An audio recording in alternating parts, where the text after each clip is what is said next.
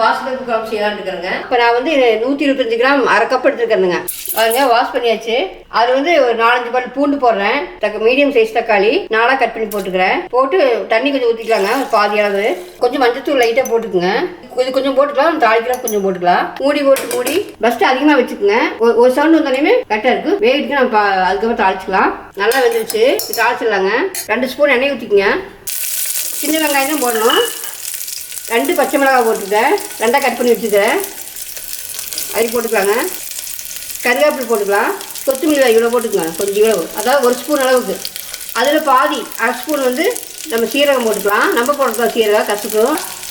மிளகு வந்து 1/4 டீஸ்பூனுங்க, ஒரு 10 மிளகு. ஸ்டோவில் கம்மியாக வச்சு வதக்குங்க. நீங்கள் சப்போஸ் வரமிளகு காரம் வேணும் அப்படின்னா கொஞ்சம் வரமிளகாய் கூட ஒன்று போட்டுக்கலாம். இது கொஞ்சம் மஞ்சத்தூள் போட்டுக்கலாம். அப்படியே கொஞ்சம் போட்டுக்கிறேங்க. இது கொஞ்சம் போட்டுக்கலாம். இது குழம்புக்கு தேவையான உப்பு போட்டுக்கலாங்க. போட்டு கெட்டியாக இருக்குங்களா கொஞ்சம் தண்ணி ஊற்றிக்கலாம். ரொம்ப வேண்டாங்க, அது முதல்ல வெந்துருக்குது இல்லைங்களா குக்கரில். அதனால நம்ம 2-3 கொதி வர அளவுக்கு வேக வச்சா போதும். கொதிச்சதுக்கப்புறம் கம்மி பண்ணி ஒரு 10 நிமிஷம் கொதிக்கிட்டுங்க. வெந்து தண்ணி அளவாக இருக்குவாருங்க. கொத்தமல்லி கட் பண்ணி வச்சுக்கிறேங்க, அது கொஞ்சம் போட்டுக்கலாம். போட்டுட்டு கலக்கி விட்டுலாங்க.